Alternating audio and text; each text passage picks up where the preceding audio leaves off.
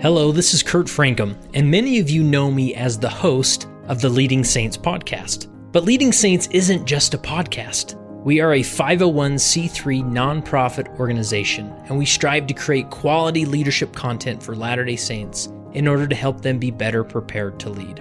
With this mission comes a lot of expense, and we need additional help to continue our efforts in the coming year. In order to exchange value for value, we have created the Core Leader community.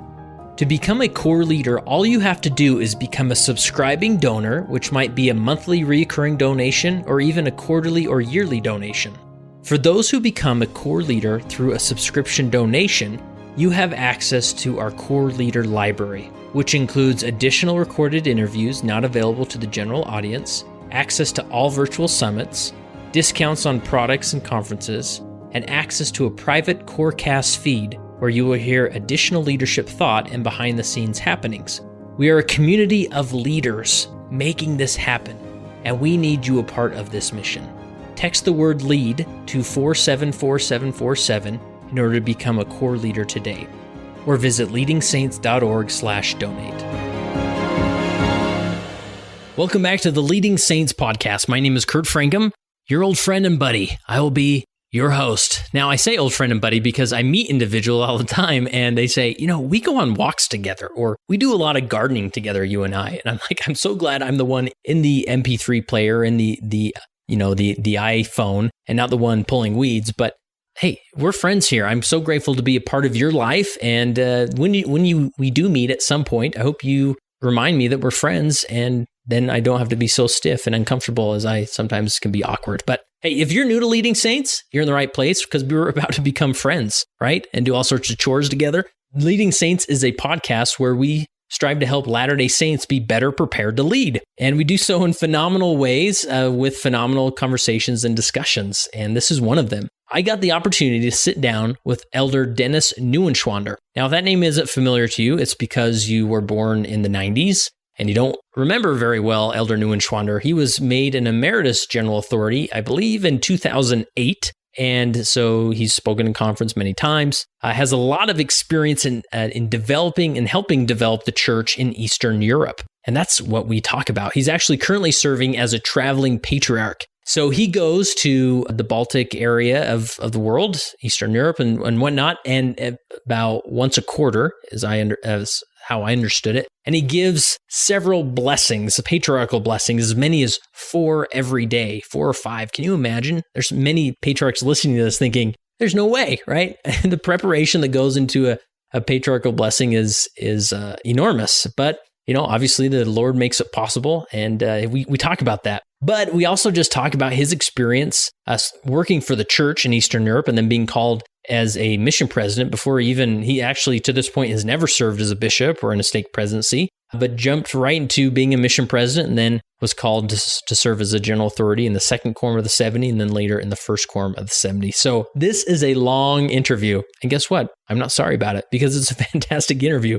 We kept going and I was looking at the recording. It's like, all right, we're past an hour. We're past an hour and 15. And I think this is great stuff. I'm just going to keep it going. And the beautiful thing about podcasts is that you can hit pause and come back to it later. But I promise you'll complete this interview and be inspired by it nonetheless. So here is my interview with Elder Dennis Neuenschwander. Today, I'm in the home of Elder Dennis Neuenschwander, who is an Emeritus 70. And how are you? I'm doing well, thank you. Good. Well, I'm happy to be here and excited to hear about your experience. You have a long life of leadership. Does it feel that way? No, looking back, it doesn't feel that way. Went by fast? Went by very fast. Wow. My brother asked my grandmother, who passed away at 95, I think, and asked her what it had been like to live 95 years. And she said it was like a single day. So that's the way life passes by. Yeah. And time is interesting because at the front end of an experience, it seems like the experience will last forever. Yeah. Sometimes in the midst of an experience, it feels that way. Won't end. But the days can drag by, but the weeks and the months fly by. Yeah. And then when it's over, you wonder where it's gone. Yeah, for sure. So where does the name like Neuenschwander come from? It's Swiss. Swiss, okay. And but you were raised here. I was raised here. My grandparents came from Switzerland. Okay, great. And so you've led a life spelling that name over and over again, right? Yeah, I always knew in school when the teacher came to my name the first day of school, because she would be able to pronounce everybody's last name. And then she would come to my name and there would be a pause and I would simply raise my hand. Sure. So born and raised in Salt Lake area and in Ogden, is that? And in Ogden. Okay. Where did you do your high school years? Ogden High School. Oh, okay. Great. And pretty traditional upbringing then? Very traditional. Yeah. Latter-day Saints, going to church and... Every week. Yeah. How would you describe the development of your testimony in those young years? Well, a lot of it was tied to activity in the church, sports, not so much scouting. I wasn't a very good scouter, but I loved the other activities, the speech contests, the music contests, the sports activities, and just the people who were around me who seemed to have a very stable outlook on life, including my mom and dad, of course. Yeah. And did you serve a mission?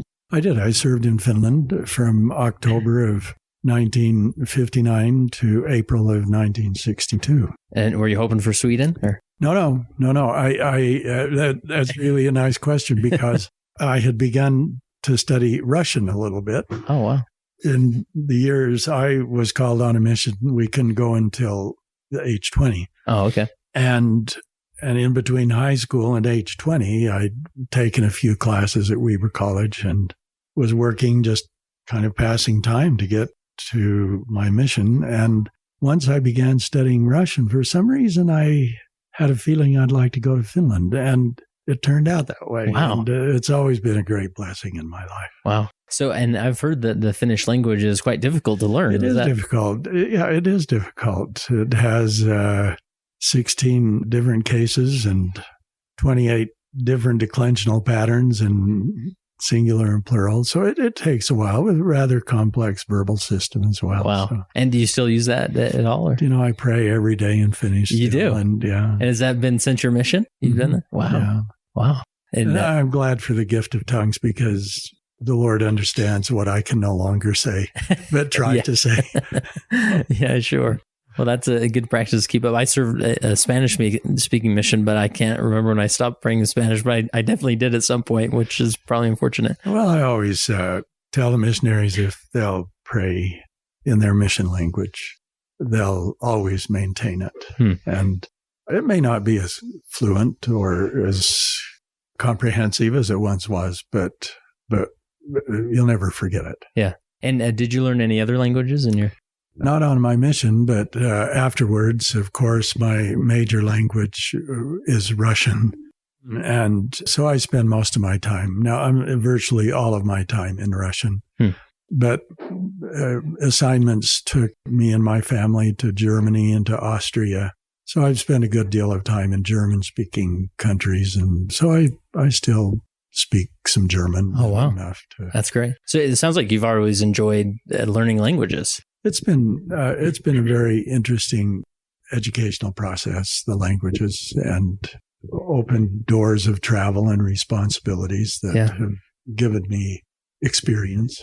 Yeah, sure. So coming back from your mission, what was the plan as far as your pursuit of a career? Well, I really didn't have a well-defined plan. I entered school again and began looking around for something that would inspire me, flip the switch for me in my education. During my missionary days, we had no missionary training center, no language training mission. So we went to Finland for 2.5 years, and the language study was done in country. The Finnish mission had a little language course that the missionaries went through the week they came, and then at 3 months and again at 6 months. And that was taught by one of the missionaries. And I was fortunate enough to be called to do that for much of my mission. So when I began looking around for something that I felt I could devote my life to, I felt nothing more intensely than the enjoyment I had teaching Finnish.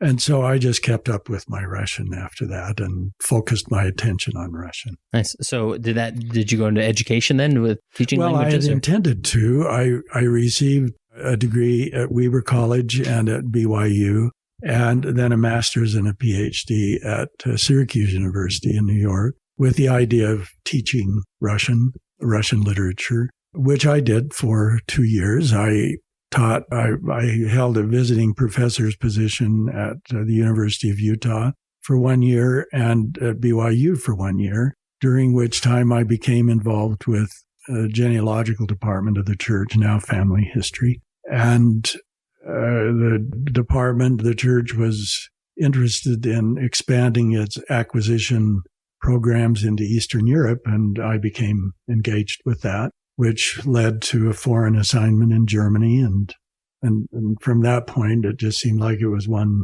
foreign assignment after another. Yeah. Wow. And so when would you say that your leadership path began? Thank you for asking that question. I probably have as little leadership experience as anyone in the church. Okay. Because my assignments were always in Eastern Europe, where the church was so basic. I never served in a bishopric. I never served in a stake presidency. I never served in an elders quorum presidency. I did serve on 2 high councils in one in Germany and one in Sandy. But that's the extent of my leadership. And so once I was called as a mission president, I leaned heavily on the patterns I had learned from my mission presidents, and then listened carefully to the general authorities who came to visit, and continued to do that when I was called as a general authority as well. Yeah. Wow. That's interesting, because typically there's sort of, you gain that experience sort of as a momentum, right? But you gain it. But I've learned that there are many roads to accomplishing the work of the Lord. Yeah. And one of them can be very formal. They called as an elders quorum president or a young man into the young men's, or in various perhaps leadership positions in ward or stake. And I understand that. But my road was a lot different. I think the Lord educated me in things that he would require of me in future years by giving me a number of experiences in Eastern Europe. And that really is where I've spent my life. So was it primarily church assignments that took you to Eastern Europe then? They were all church assignments. Okay. Either with family history, working with the acquisition of genealogical sources throughout Eastern Europe, as a mission president, and then as a general authority, and now as a patriarch. It's all been focused in Eastern Europe. Wow, that's fascinating. And so were you like an employee of the church when you were working with family history stuff early on? I was. Okay. I began in 1975, 76, when I completed my commitments to BYU and the University of Utah. As a professor? As a professor. And then, as I mentioned, we went to Frankfurt, Germany. We were there for 5 years, and I traveled extensively through all of Eastern Europe, Central Europe, Poland, what was then Czechoslovakia, Yugoslavia, what was then Yugoslavia, Hungary, the German Democratic Republic, East Germany, working with local church leaders, Catholic Church primarily, though some Protestant, and national archivists who had care for the records in those countries. So I worked exclusively with them in the acquisition of genealogical sources. Gotcha. And so it sounded like the church needed someone with some experience in that world, with the language ability to go and... It began actually with the language. And I was teaching at the U, and one of my students, whose mother happened to be working for the genealogical department, asked me one evening during our classes what I intended to do after my 1 year assignment at the U. And I told her I was looking for other work, obviously. And she said, well, you should go check the genealogical department. And going to open the work in Eastern Europe. And so her mother did help me make the contacts, and I went to an interview, and I guess it went all right. A few weeks later, Elder Theodore M. Burton called me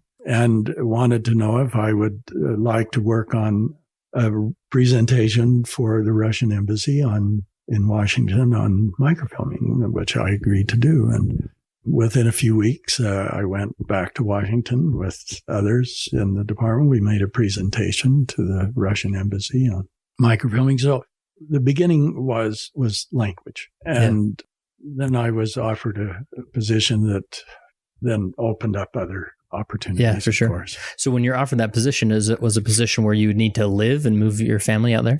We did for 5 years. And in 82, we returned, and I held other responsibilities in the genealogical department for international acquisitions, including Eastern Europe. I did that for another 5 years, and then in 1987 was called as a mission president for Eastern Europe. Gotcha. And so was that call as a mission president, that was sort of the first calling as a lay leader in the work you were doing? Before that, it was working for the church, but as an employee. As an employee. And as I mentioned, I held 2 positions on high council. Oh, sure. And that was it. Yeah. The mission in 1987 was a newly formed mission called the Austria-Vienna East Mission. Its headquarters was in Vienna, and we lived in Vienna, but had no responsibility for Austria. We simply lived there. And I traveled into my mission, which stretched from Poland in the north to Greece on the south, and eventually into Turkey and Cyprus and Egypt. And wow, and that's a large area. Countries. It was a large area. We didn't have a lot of missionaries, and the church was very young. Elder Spence Condi had been supervising that area out of his position as the mission president in Austria. Oh, okay. But, of course, in the middle 80s, there were a number of changes underway, and particularly in Central Europe. Yeah, say the least, for sure. Which provided opportunity for some expansion. And the brethren simply felt, I suppose, that the time was right to spend put a little more focus on Eastern Europe. Yeah. So I'm curious, during those 5 years you lived, as an employee working for the family history department, what was it like in Eastern Europe being a Latter-day Saint during that time? I mean, it's a different world now, really. It was a very different world, and it was a different world then. Yeah. Very controlled communist hegemony across Central and Eastern Europe, the Berlin Wall, the Iron Curtain, so to speak, was still they were still very strong. And of course, the U.S. military had a great presence in Germany and in Europe because of the Cold War, and that was very much part of the work. I required a visa to go into every one of the countries I traveled to, with the exception of Yugoslavia. And it was quite time consuming to travel there, to obtain visas and to travel there. We had very little church, if any church presence in those countries at the time. Uh-huh. So it was a matter of making contact with people who had responsibility for the records that we were interested in. I just tried not to give any provocation for any difficulty or problem, knowing that these were yet communist countries, and I was an American. And but I was always treated well and treated nicely and with great respect, which I tried to do for them. Yeah. And during those years, made very many wonderful contacts. It was really impossible to take any literature in with me. Even personal scriptures were sometimes difficult. So you traveled light, I would imagine. Traveled very light, and once in a while could find an old copy of the International Herald Tribune or one of the U.S. news magazines. But of course, in those years, there was no such thing as internet or cell phones or any kind of they could really lock it down. Yeah, the information was closely controlled. Yeah. So as you travel, I mean, could you not even take your scriptures to study? Or I took them. Yeah, you just had to be careful with. Just had to be careful. Nice. So what was like, did you have a young family at this time living over there with you? Yeah. So what was like a typical Sunday like with your family? A typical Sunday? Yeah. I mean, you obviously didn't just... Like here. Okay. I usually did not travel on the weekends. I was home many of the weekends. And our oldest at the time was just 11 or 12. And our youngest was 18 months. Wow. And so it was a great experience, education-wise. They had a great experience. We lived in a suburb of Frankfurt, a little village called Bad Vilbel.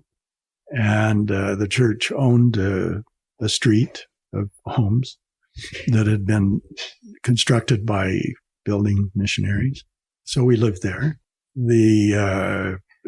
Typical Sunday is like a typical Sunday here. We'd get up and go to church. And Was it like a local branch there, or was it a ward? Okay. We first attended the German ward, and for probably 2-3 years, maybe, and then decided as the kids got more involved in scouting and other kinds of activities that we moved over to the English-speaking ward. It was in the military stake. Mm-hmm. Wow. And so you went to church and just carried on with life. Yeah. Went home, had dinner. Yeah. Enjoyed the afternoon. I often would go to the parks or go. There was a nice park not far from where we lived, a nice pond and ducks. And wow. So did your kids grow up learning German? Or they all speak German. And actually, when we speak of home, we often think of Germany because we were there in their very formative years. Yeah, I bet. Wow. So what do you remember from what's the story of you being called as a mission president? What do you remember of that experience? Well, we received a call from President Nelson's, then Elder Nelson's office for an interview, which we went. It was in June. We didn't have a lot of time to get ready for this mission. 6 weeks was about all. And so it was May. I'd have to look at the exact date. But we were interviewed. He said that, of course, there was no commitment on the church's part, that there was exploratory. But within a few days, President Monson called us and issued us a call to serve in what was then what would be called the Austria-Vienna East mission. And this was being created at this time? It was being created from a division of the Austria mission. And they told us the headquarters would be in Vienna. And interestingly, while we were living in Frankfurt, because of Vienna's location to its proximity to Central Europe, we had really considered moving to Vienna to make it easier traveling. And we ultimately decided against that. But here we were now going to Vienna. So we had a little experience moving around Vienna, but we had about 5 weeks to get ready to go on the mission and care for everything that needed to be done. Re-roofed our house. We had a couple of soccer tournaments with the kids in the meantime, and our 2 older boys were on missions at the time, and so we informed them, and we had interesting experiences. Our 2 youngest each had a premonition through dreams and feelings that we were returning to Europe, and each asked before we informed them, actually. So were you back in the United States when the call came? Back in the United States, and had been for 5 years. Oh, okay. So you spent 5 years in Eastern Europe, then you were able to come back here. For 5 years, and then we left. And you worked doing family history business just here. Mm-hmm. Nice. And so and were you sort of hoping you'd maybe go back there since you enjoyed your time there so much? Well, we enjoyed it, but we had no concept of going back. Right. I mean, we had been there already as employees. Yeah. And I certainly didn't think there would be another opportunity to go back there. We all loved it. Our boys loved it, and we loved being abroad.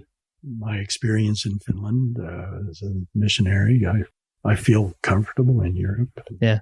So away you go. And it sounds like, did you have a number of teenagers going with you? Is that on the mission? Yeah. Mm-hmm. Just two. Oh, okay. The two older ones were on their missions already. One in New Mexico, one in Germany, actually, Munich. And then the two younger ones went with us to Vienna. Nice. And so at this point, like you said, that you had no reference point as far as church leadership goes. I mean, you haven't. No, it was a complete shock. Was that something you thought about, or whether it was tough for you? No, it came as a complete surprise to me. Right. But you, so where did you feel like? Did you feel like a level of inexperience with these things, or did you just jump in? And I guess everybody does. From a church point of view, yes. Yeah. But the church was so minimally organized in the 1980s. Yeah. And I had been traveling there already for 13 years.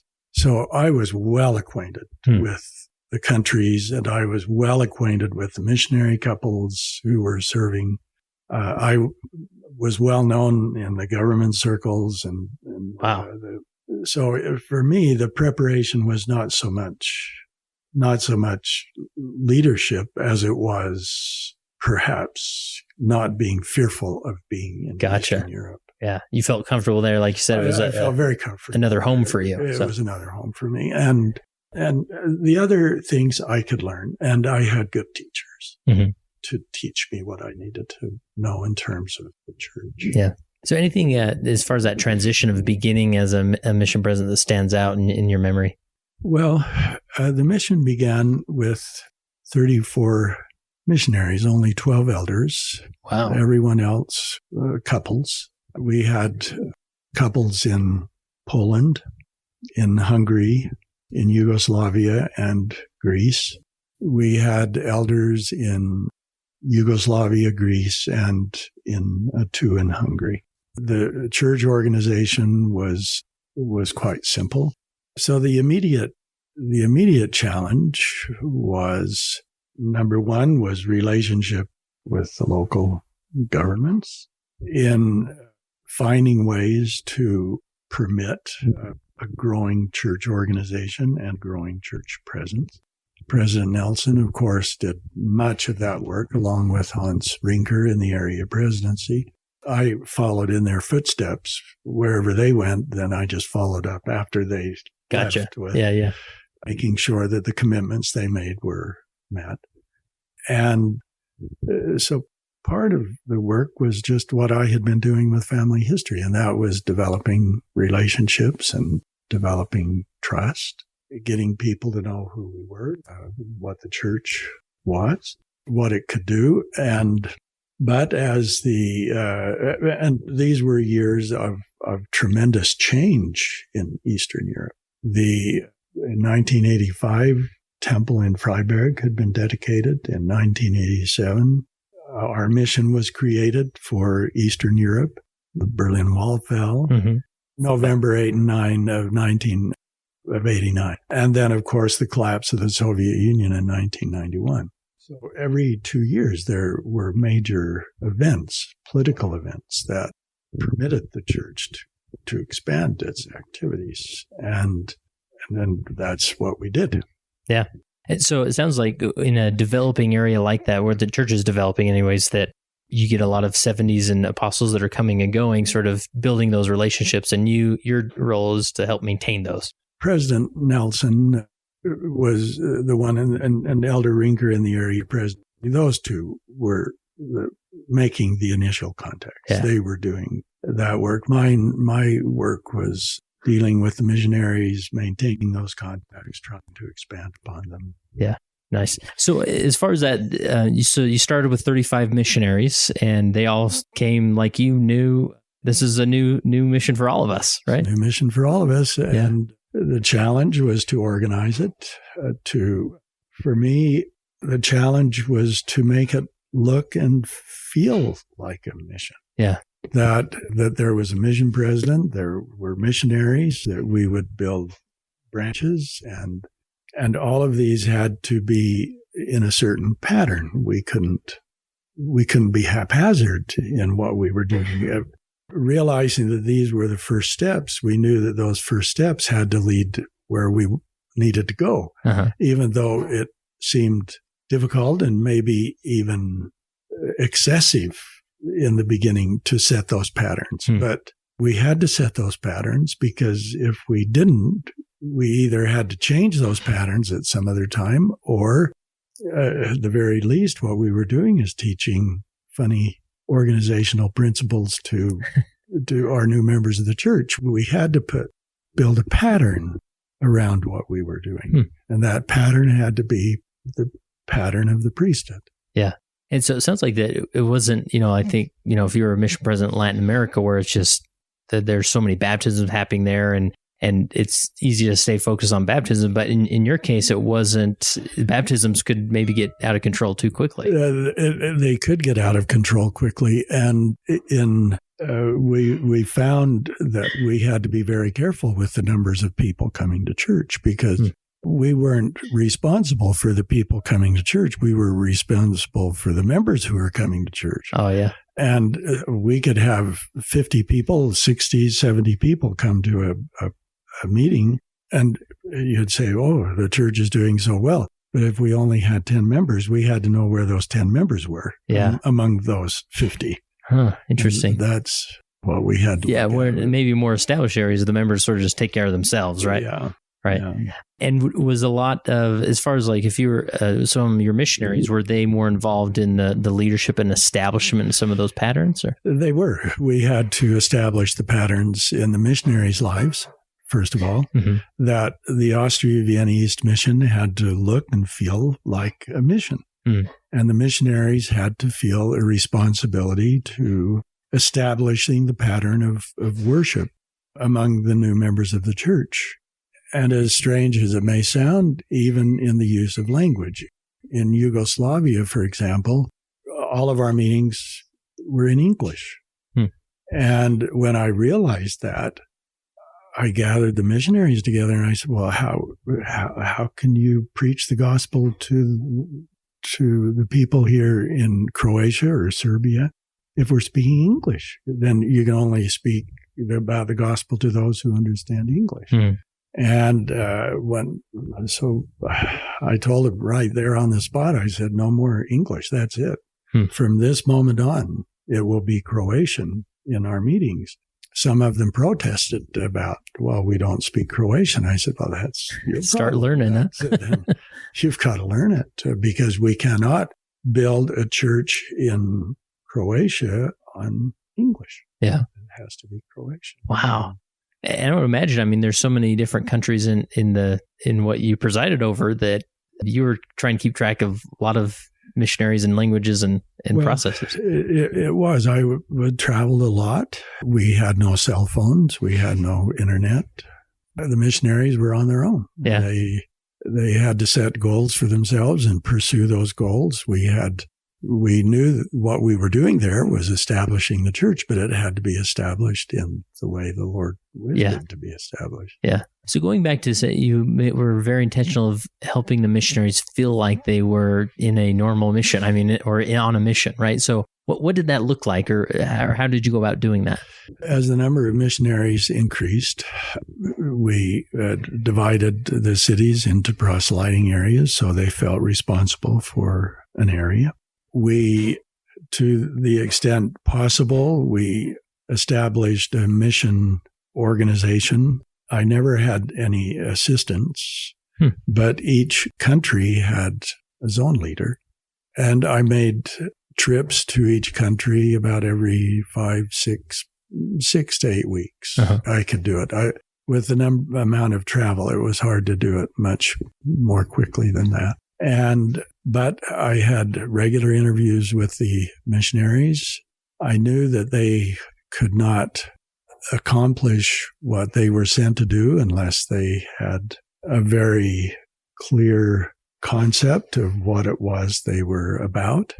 I didn't think that I could build rules for them. They had to feel some kind of inner responsibility for what they were doing. I tried to do that by having them set their own goals, which I kept track of, and then we spoke in each interview about what they were accomplished. We tried to organize the branches as much as possible along the priesthood lines, simple programs, simple leadership principles. That was actually one of the goals. My mission was to have the missionaries act in every possible way as a missionary of the Church of Jesus Christ of Latter-day Saints. Yeah. And I love that you recognize that you're in an area where they need a certain level of autonomy to accomplish what they do, but you also need to bring them structure so that they can thrive. Right. Exactly. And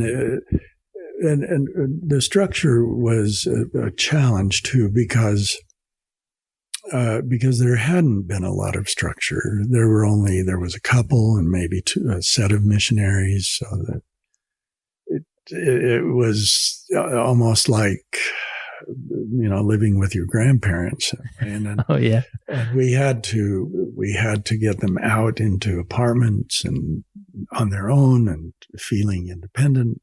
Yeah. Yeah. And then that took a lot. And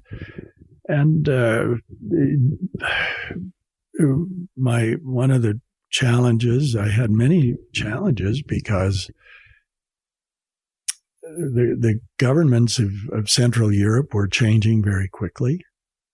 But in the law, there were no provisions for transfer of funds or of visas for missionaries or wow. for rental of properties or meeting regularly in a certain spot. All of these had to be resolved in some way. And I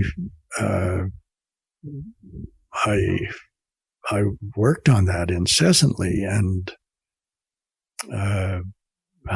just one example of a principle of leadership that was very, very important to me. I was trying to work out how to get money to the missionaries, how to get visas, how to get material. All of these things had to be defined somehow and cared for. And one day I just had basically had it. I was just overwhelmed by all these problems. And so I called Elder Hans Rinker on the phone. He was at area 70 in the area? He was in the area presidency, in my first contact in the area presidency. A longtime friend, wonderful friend, but very stern and very focused on what needed to be done. And I called and began to complain to him about, I just don't know how to solve these problems and how to deal with them. They're just more than I can handle. And within about, I'd say 15 seconds, he stopped me and he said, "President," he said, I knew him well enough that I knew our conversation was over at that point. And he said, "President, we sent you there to solve those problems, not complain about them. Now you just go have a nice day now. Do you have any other questions for me?" I said, "No, sir." That was it. Nice. But it was one of the great leadership principles that I learned that he taught me in that very brief phone conversation. Yeah. And that is that if I didn't solve those problems, there wasn't anyone else who could. Yeah. I was called to do that. And it focused my attention on what I had to do and that it was my responsibility to do it. I could not pass it to another. And it's a principle that I have used over and over again in my teaching as a general authority or even in my own life, that if I'm given a responsibility, it is I who must carry it out. I cannot procrastinate it. I cannot avoid it. I cannot pretend that it isn't there. I can't give it to another. If it's given to me, I have that responsibility. Wow. That's powerful. It's empowering, right? To get in that state of mind. Yeah. It's very empowering. And so many other decisions come out of that. For example, how was I to teach my zone leaders? I couldn't bring them to Vienna on a regular basis like we do now with leadership. Yeah, very simple. The distances and the visas were all difficult. And so I pondered that, prayed about it a lot. And finally it dawned on me that I could change my zone leaders every 6 months. And I would do it all at once across the mission. And then at the beginning of that 6 months, I would call the zone leaders to Vienna. And we would spend 2 or 3 days discussing what we would do in the next 6 months. And, but I didn't know whether the area presidency would agree with that because it was expensive. Oh, really? To bring missionaries to Vienna from Poland and from Greece. Oh, yeah, I bet. And time consuming, I would imagine. Time consuming. Yeah. But I thought that was the way that it was the way that I could have missionary leaders who reflected a concept of what needed to be done. And they had a foundation then for judgment on what could and could not be done. That they had to make those decisions because they couldn't call me. They never knew where I was. Wow. Yeah. And so they had to make those decisions. But I called Elder Rinker and with a great deal of trepidation explained to him my resolution to this problem. And there was a silence, and I thought, oh, he is going to lambast me with it. and he said, President, it's about time you solved that problem. Now take care of it. Wow. But like you say, it was empowering. Yeah. That I had that responsibility. I had to come up with a solution. I was the one who had to take the responsibility of making a recommendation. Yeah. And sometimes you can be paralyzing in those moments to make a decision because you feel like the guy above you is not going to like it, He's right? not going to like it. So you'd rather have him make solve the problem. Have him make this. And yet he has other things to resolve. Yeah, he's got his own problems. Yeah. Mine, right? But I learned out of that if you have a responsibility and you take it seriously and you think about it and ponder it, pray about it, that you can make a recommendation that solves the problem. Yeah. And those who presided over me saw the problems, but they didn't see the solutions. Yeah. Yeah, exactly. And so it was my job to take a resolution to the problem. Yeah. Yeah, and they were tremendous leadership teachings for me. And we had in those years, after General Conference, all of the stake presidents and mission presidents were called to Frankfurt, where the area offices still are for Europe. And we would spend a Friday night and a Saturday, and the general authorities, the area presidency, would instruct us in what they had received at General Conference. In a sense, our marching orders for the next 6 months. Yeah. But I sat there always wondering what I was doing there because they were talking about state commissions, about things that went on in wards and stakes. And I mean, I was just trying to hold things together, trying to get somebody to know how to conduct a meeting correctly or to do an interview. The problems were maybe the same, but not quite as intense. Yeah. There wasn't as much organizational structure to deal with in Eastern Europe. So I sat there and wondered, what am I doing here listening to all this stuff?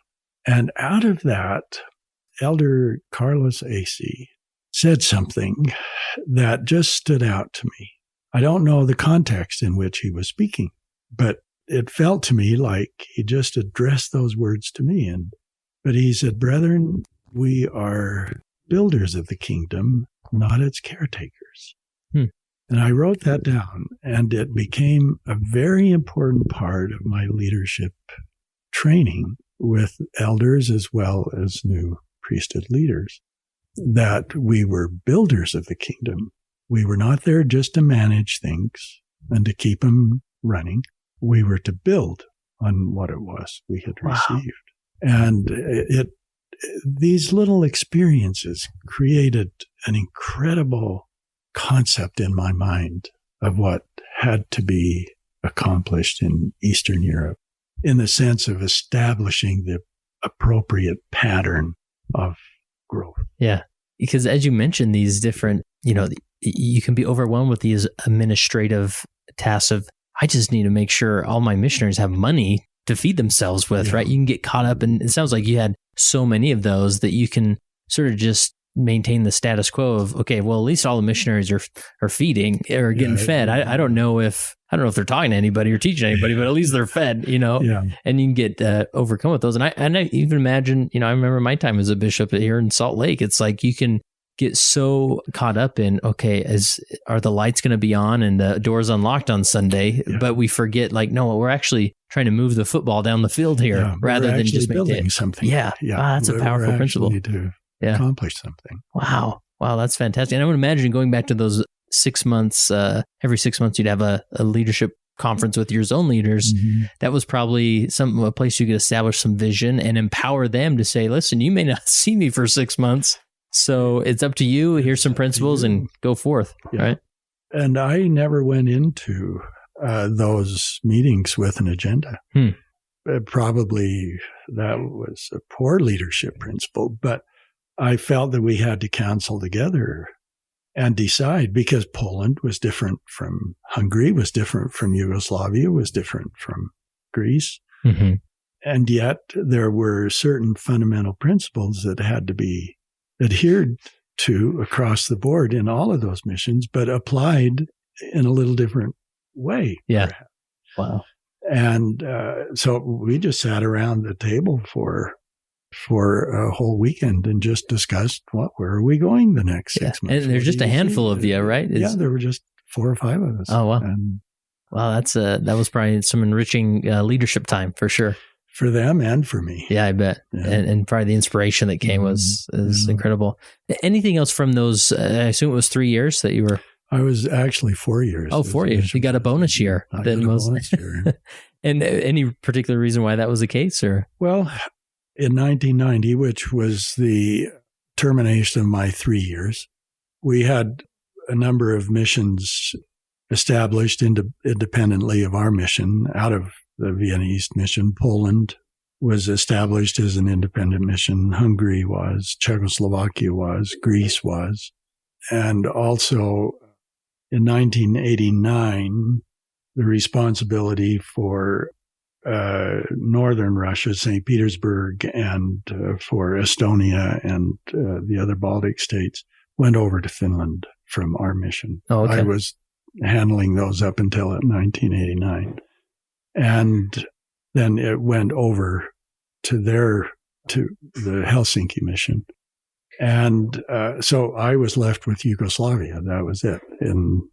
In 1990, I had 12 missionaries again. Oh, wow. We had built the missionary numbers up to about 90 across the Central Europe countries in anticipation of establishing independent missions in each of those countries. But in 1990, then we moved further east. I took missionaries to Ukraine in October of 1990. We opened with missionaries in Bulgaria also in, I think, September. By November, we had missionaries in Romania. So we began again with establishing further east the church. And rather than, by then the handwriting was on the wall. Our mission had a numbered days. Okay. Elder Ringer had told me to go destroy my mission, which I did. But because it was obvious that at this point you could split up all these areas to its own mission. And that's the progress we wanted to see. That was what we wanted to do. And so rather than call someone else, they just said, would you stay another year and do this other work, which we did. And, interesting. So you didn't replace anybody, nor did anybody replace you. Yes and no. Brother President Howard Biddulph came as the mission president in Ukraine, but he did not have a visa yet or a place to live. And so he came to the mission home in Vienna. So for a few months after I left, there was a Vienna East mission, but it was just Ukraine. Oh, gotcha. And as soon as he got the visa to go to Ukraine, then the Vienna East mission ceased to exist. Wow. So, yeah, it was. Oh, that's interesting. So you really went there and sort of got things started, and then they were able to create those missions, and off you went. And then I was done. Nice. Any other leadership principles that would best fit in the context of you serving as a mission president there? Yeah, there were some things. In 1977, President Kimball, in August of 1977, President Kimball dedicated Poland and for the preaching of the gospel. The 70s were a very traumatic time for Poland. Worker strikes. Within a few years, then the solidarity movement with Lech Wałęsa started. Martial law. It was a very difficult time. But in the midst of these changes, President Kimball went to Poland as set up and organized by Brother Kennedy and dedicated Poland. And as part of that, the church had some legal standing, but we had no members. Well, few members. Right. Yeah, sure. And we had 3 men, and the Polish government said, well, you have to have 3 men as to be a church, to be a troika, there has to be some organization. And I don't think they ever met as a presidency, but one of those brethren was a man in Poznan in Western Poland, and we had a really good microfilming project going in Poland in the late 70s in the Poznan archdiocese. And so I was over there every month or so. And I got to know Brother Barszczów, who was the counselor in the presidency, and would visit his family, and we would talk. And I had no ecclesiastical responsibility, but I was one traveling there, so we visited. And one night he told me, he said, Brother Neuenschwander, what the church needs in Poland. And I said, no, what is that? And he said, the church needs men who understand the system. And that made a lot of sense in a way because of the party, and so much was done in these countries by personal contact, which I had learned in the microfilming. Advantages were gained by personal relationships. And what he was telling me was that if the church wants to make headway, it has to, in a sense, play ball with people who have power. Yeah. And now I was not an ecclesiastical leader at the time. But when he told me that, there was just something that didn't quite make sense to me. It bothered me. And I thought, how am I going to answer that? Because it makes sense. Logically, it makes sense. And then I was given what I needed to say. And I don't know that it was as much for Brother Barszczów as it was for me. But I said, Brother Barszczów, what the church needs in Poland are not men who understand the system, but men who understand the priesthood. And over the years, even now, after, 40 years, I remember that moment. Wow. Because of what it taught me. And I think the Lord was helping me to see something that I would use over and over again in coming years, that we needed to establish the priesthood, and we needed men who understood priesthood leadership principles and the principles of priesthood power. and how to use that in serving. And, well, within a few years, Communist Party collapsed. And where would the church have been had we have tied our wagon to the power structure? Yeah, or the system, right? To the system. Yeah. And the Catholic Church had learned that lesson very painfully, because they had supported the solidarity movement, and the Catholic Church had become very, very politically active. So when that system broke down, their foundation broke down in that area. Exactly. Yeah, wow. And the Cardinal Wyszynski, I think was his name, said to the church, "We have lost our bearings. Wow. We got caught up in the politics and forgot the moral imperative we have." And we can never do that in the church. The Lord says that the church is to be independent above all other institutions, and therefore it can't be beholden to any power structure, only to itself. Yeah. Now, it can exist in a variety of power structures. It can exist well in all kinds of government systems. It works better where there's more freedom, but it can work elsewhere under restrictions. Yeah. But it has to be its own. It has to be its own system. Yeah.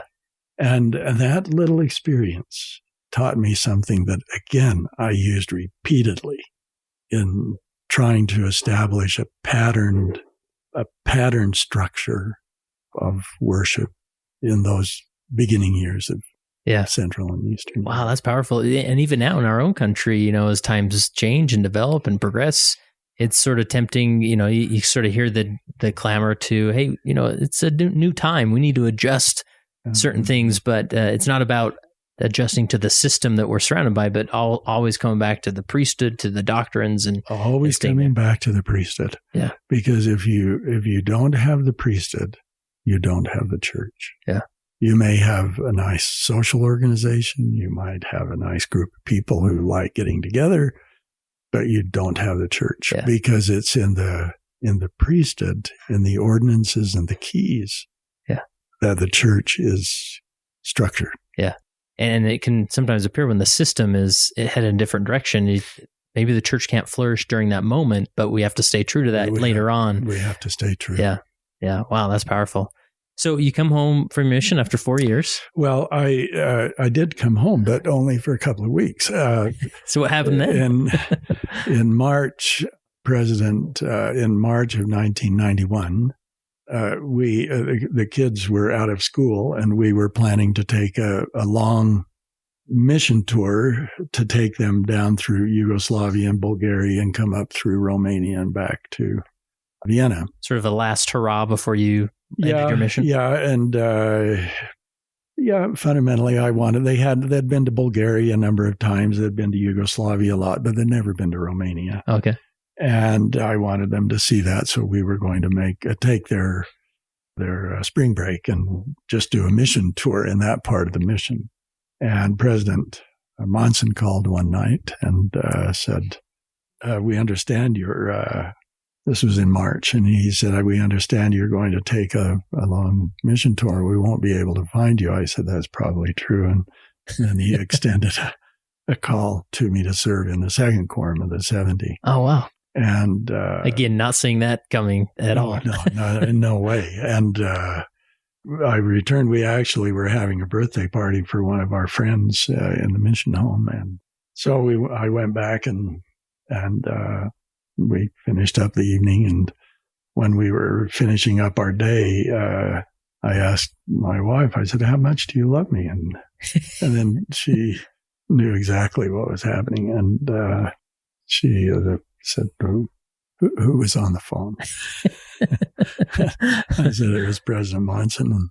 And what did he want? And then I explained the call. And so that's how I was called in. And then we were eventually assigned to Frankfurt. So in the area presidency there. In the area presidency in Frankfurt. And so I'd spent 5 years in Frankfurt and then came back for 5 years here, went 4 years to Vienna.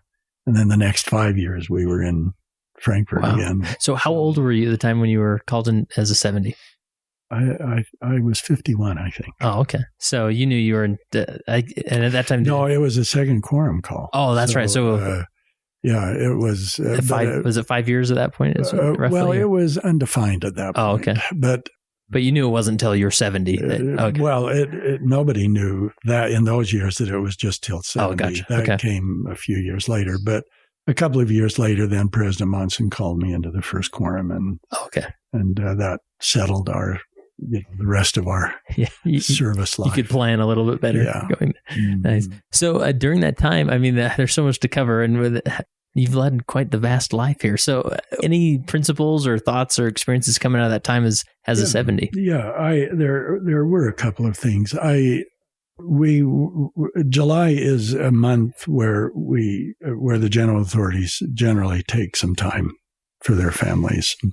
And we didn't need to report to our areas until the middle of August. Now it's the 1st of August, but then it was the middle of August. So that gave me 2 weeks after the summer break, 2 weekends to go to a state conference. Uh-huh. And my first conference was with President Packer. We had a reorganization in Wellsville. But during that weekend, I asked him, really on the way home, what he would counsel me for work in Eastern Europe. Now, I had worked there for 4 years and genealogy 10 years before that. So you could almost know that area better than he would, right? I probably knew the area better, but I was asking for something else. And he was very quiet, didn't answer immediately. And then he said something that was so profound to me.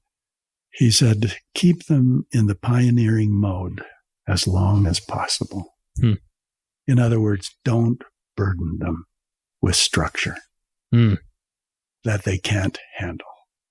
And we did that as long as we could, but boy, that was a battle. Yeah. Because as soon as the church begins to put some roots into the ground, everybody feels that the church can't be there unless their particular activity is there also.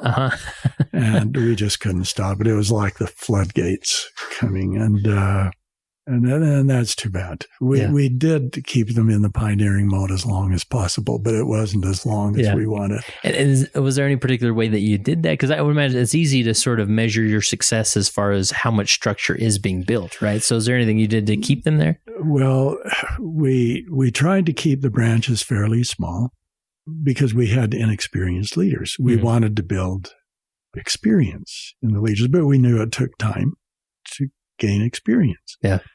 And so we wanted the branches somewhere around 30 people or 40 people, not more, because we didn't have the leadership for that. And the priesthood structure, the brethren were all new converts to the church.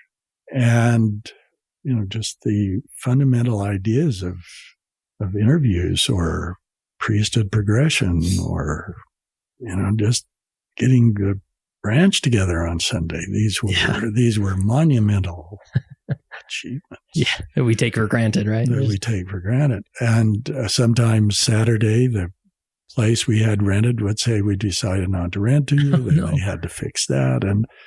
But we wanted to keep them small so that we could keep the structure small, so that it was very simple for them, and they could gain experience in a small.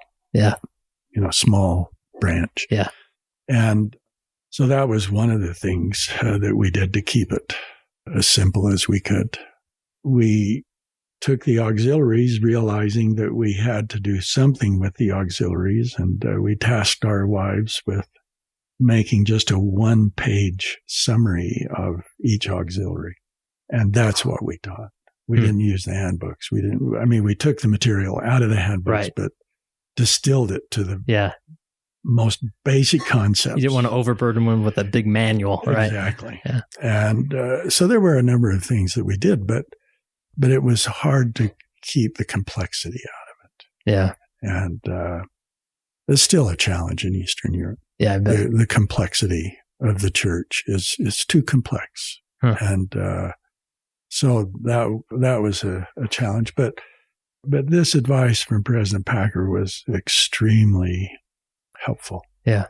And I think he saw, he was a true seer. He saw what would happen if we were not careful. Yeah. And he knew the personality of the bureaucracy and that it would just spread out. Yeah. That is such a fascinating concept. I mean, think of a stake president in Sandy, Utah, and think, how can we move our people to a more pioneer state of mind? Exactly. When we had it there. Yeah. When we had it there.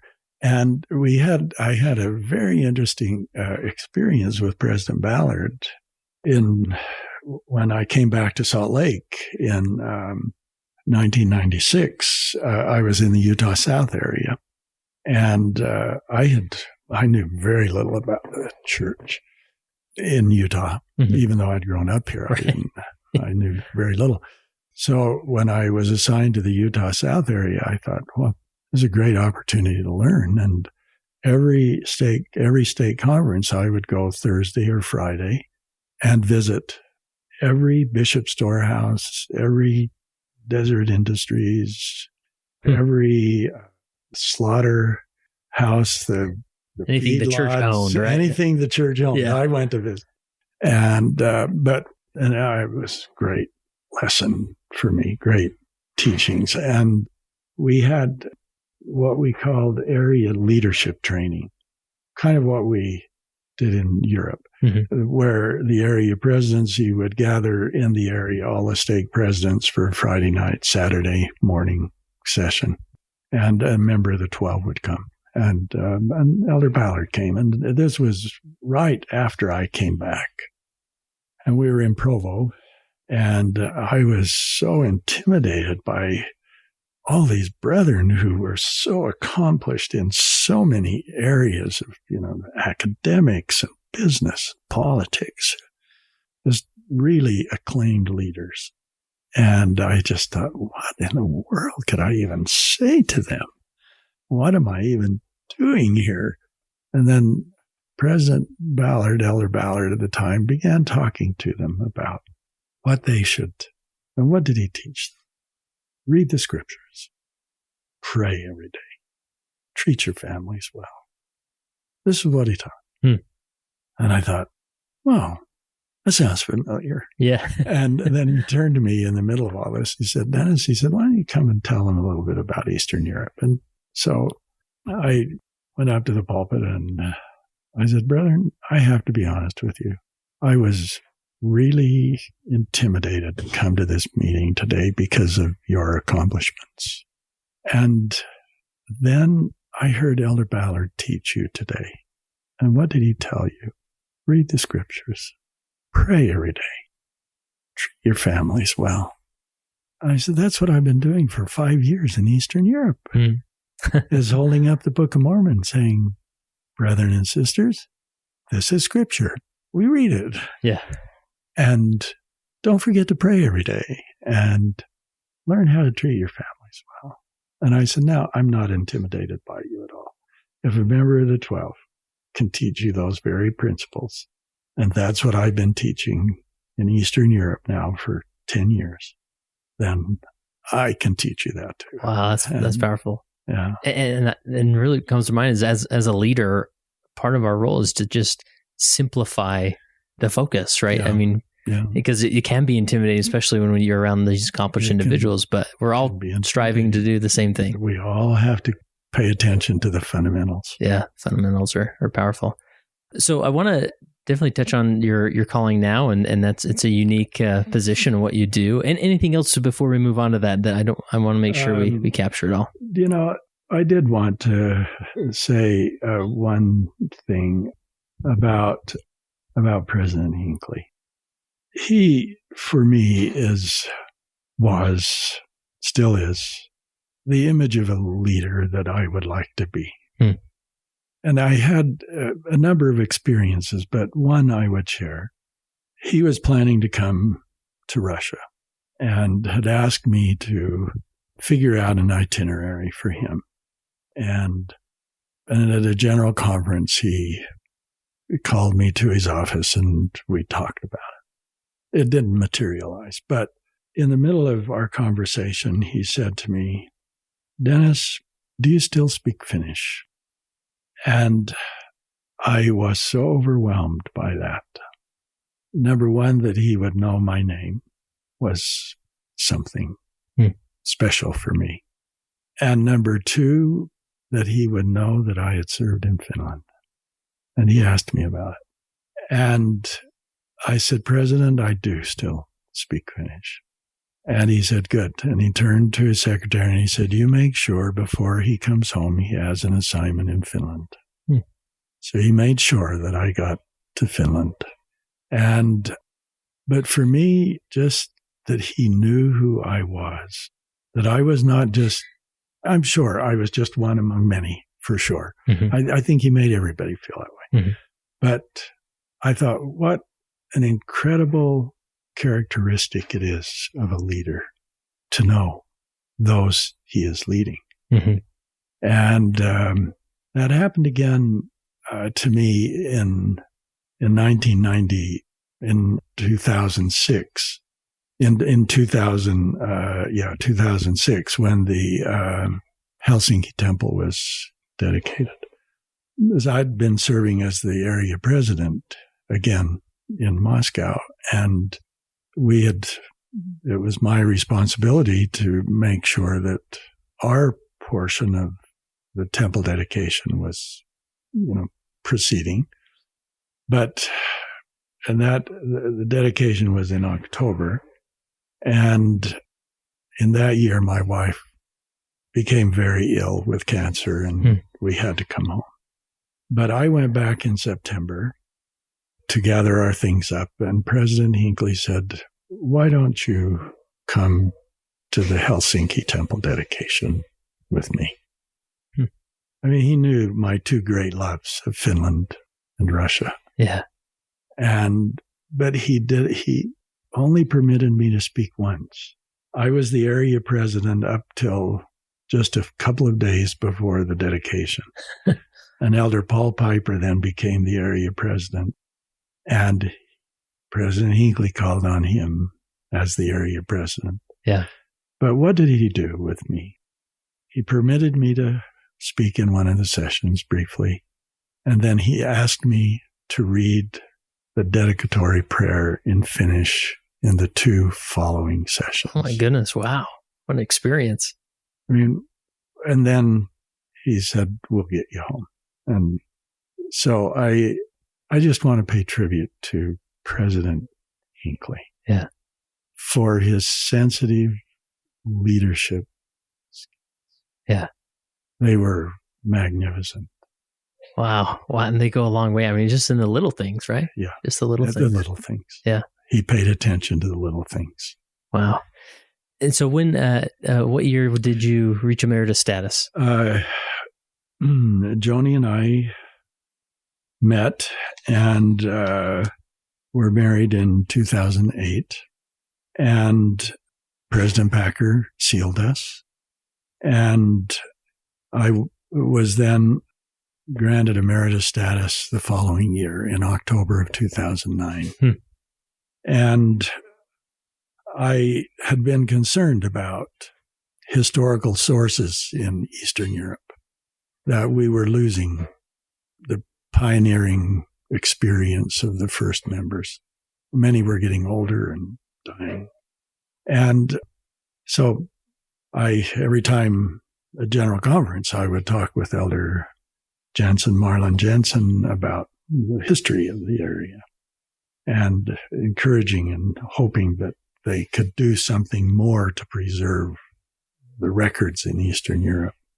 Well, at a general conference after I was granted emeritus status, Elder Greg Schweitzer was serving as the area president, and we were having lunch with them in between sessions, and he said, I've got a deal for you. I've got a deal for you.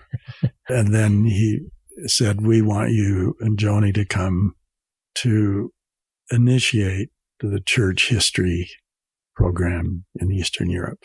So I was granted emeritus status in October of 2009. And then in January of 2011, we left on our mission. But President Packer called a few days before we left and invited us to come to his office. And as I mentioned, he had sealed us, and I'd had wonderful experiences with him. And I thought he would just encourage us to do well and, do something worthwhile, which I should have known better. But we stepped into his office. He invited us to sit down. Few little pleasantries. That was it. And he said, well, we hear you're going back to Russia. I said, we are, President. He said, we knew that. He said, that's why we've decided to ordain you a patriarch. He pushed a button under his desk. Elder Nelson stepped in, and I was ordained a patriarch by President Packer and Elder Nelson. Oh, my goodness. Wow. And that was on January 19th of 2011. And obviously it was different because it wasn't a stake president setting you apart, and wasn't for a specific stake, but it was for specific people. It was for the area. Wow.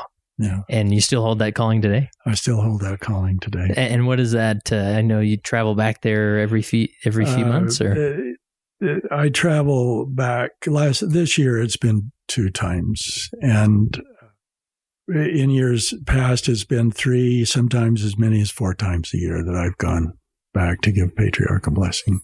And do you just gauge it on what the demand is as far as how many people would like it? The mission president, the assignment to the mission comes from the area president. So I know that for this past year, for example, I would be in the Baltic states and in Ukraine. And then once I receive that assignment, I work out the details with the mission president. We determine a time that would be convenient to the mission. That is, they have no mission tours or, just we try to find a convenient spot where I can fit in to the calendar of the mission without being too disruptive. Yeah. So on average, how much time do you spend there, and how many blessings do you give on average? I up until this year, would give about 5 blessings a day. This year, this last trip, I just came home from Ukraine. I gave 4 blessings a day. So over a 2.5 week period with travel and a little rest time, it would be around 50 or so blessings. Yeah, and you're not, you're traveling around giving these blessings. It's not usually traveling a bit. Yeah. Wow. And I've talked to other patriarchs where they've talked about just the preparation that goes into each blessing. Some of them could spend days or, and all that. How do you manage all that? Obviously, you don't have the benefit of preparing so long for each one. And I can't fast before every blessing either. You never eat, right? I never eat. First of all, the preparation is both spiritual and linguistic. Because I give the blessings in Russian. So I spend part of every day studying Russian and trying to, in my studies, reading those things that would improve my vocabulary, my blessing vocabulary, things that could well be used in a blessing. Yeah. I have a list of those things. And I study those things over. And in saying that, the preparation for a patriarchal blessing for me is different than any other calling I've ever had. I'm sure every patriarch would say that as a mission president or as a general authority even, and in your experience now in the stake presidency, you're not always on top of your game exactly, right? And, but you have experience and you know what needs to be taught. And so you rely upon your experience. Yeah. There are times that you do write a formal talk and deliver it, but at many other times you can't do that. Right? So you rely on other means. But as a patriarch, can't do that because every blessing is the only blessing. Right. Wow. And so the preparation is as much spiritual, more spiritual than linguistic, but it's the language that you have to express it in, right? And so I do, my scripture study. In Russian, I do as much as I can in Russian. Come follow me. I try to do as much as I can in Russian, though I can't quite keep up with it. But those are the words studying True to the Faith or the Guide to the Scriptures in Russian. Those are all really good sources, along with the Liahona, the magazine. All of these are really good sources of vocabulary that help me in my preparation linguistically to give the blessings. Another source of that is that there is a team of transcribers, Russian-speaking sisters, who transcribe the blessings from the recordings, and they will fix my language if I've missed a word or grammatical issues, which I do in English too. Right, sure. But I keep track of all of their changes. Oh, yeah. Making sure that it's a change you really want, right? Yeah. Well, what I'm saying is that they'll say, this is understandable, but you're better to use this word than that word. And so I'll write that down and say, this is the word I use in this circumstance, not this word. Yeah. So you typically go on a trip and give all these blessings, and then you come home, and that begins as far as reviewing transcripts? Then for example, I arrived home on the 21st of September of this year from Ukraine. I gave 50 blessings, which means that I have about 100 hours of work. Wow. So I've received all of the blessings now from the transcribers, but I can only do 2 or 3 a day to review and edit and make my edits. Is very not only time consuming, but emotionally and spiritually intense. I can imagine. Wow. And so I'll spend the next month and a half reviewing the blessings that I gave. Over a 2-week period. And then I begin preparing for the next trip. I bet. Wow. Well, what an incredible life. And I'm sure we've only skimmed the surface on some of these experiences, but I appreciate these principles and concepts that we've reviewed. Anything we're missing? I have one more question for you about anything we're missing that you want to make sure we include. Maybe there is one thing that I need to say, and probably should have begun with this, and that is my deep, eternal gratitude to the Lord for the opportunities He's extended to me. Without the church, without the callings I've had, I would have none of these experiences. And it's been an incredible education for me, for which I am so grateful to the Lord and to the Holy Ghost, because the things that I thought I was coming up with as a mission president, or that I thought were the solutions to problems, they weren't my solutions at all. They were given. And I think it's far too easy for us to take credit to ourselves for ideas or successes, when in actuality, the Spirit is in, around, and through this work, even in the smallest of details. Yeah. And we're given an opportunity for a short period of time to be part of it. And for that, I am really grateful. Awesome. Well, maybe to dovetail off of that answer, last question I typically ask is, as you look back on your life of being a leader, how have those experiences made you a better follower of Jesus Christ? Well, I've tried to do that. I look back at this point, I just turned 80, and I look back now at this point on all of the talks I gave about enduring to the end. And I began to realize how thoughtless they were and how difficult it is to endure to the end. There's a reason that the Lord speaks about that repeatedly in the scriptures, because it's hard to do. For a younger person, it doesn't seem that hard because you're busy in the stake presidency. You're busy interviewing. You're busy with missionaries. You're busy with all kinds of wonderful things. You're busy with your family. You visit wards.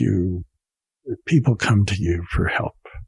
And then there comes a day when that doesn't happen anymore. And you're left with who you are. That you're not defined anymore by what you do or the calling you have. Then you're defined by, am I a disciple? Because there isn't anything else. Now, true, I serve as a patriarch, but that won't last forever.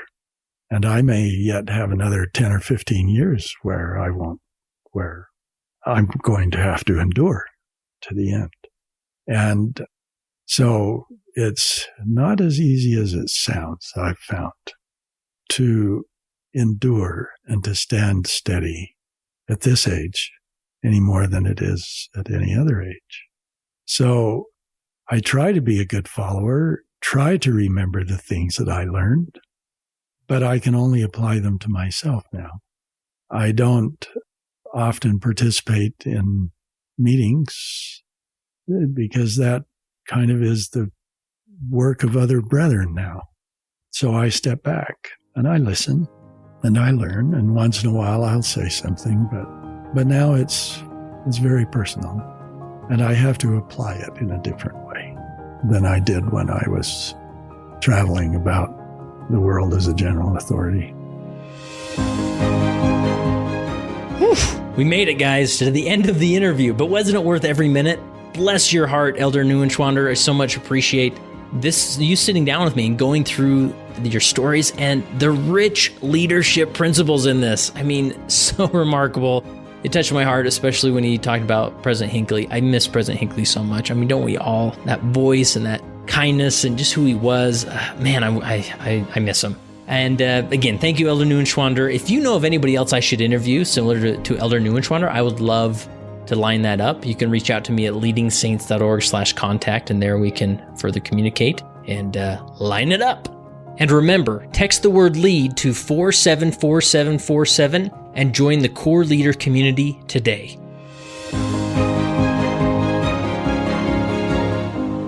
It came as a result of the position of leadership which was imposed upon us by the God of heaven, who brought forth a restoration of the gospel of Jesus Christ. And when the declaration was made concerning the only true and living church upon the face of the earth, we were immediately put in a position of loneliness, the loneliness of leadership, from which we cannot shrink nor run away, and to which we must face up with boldness and courage and ability.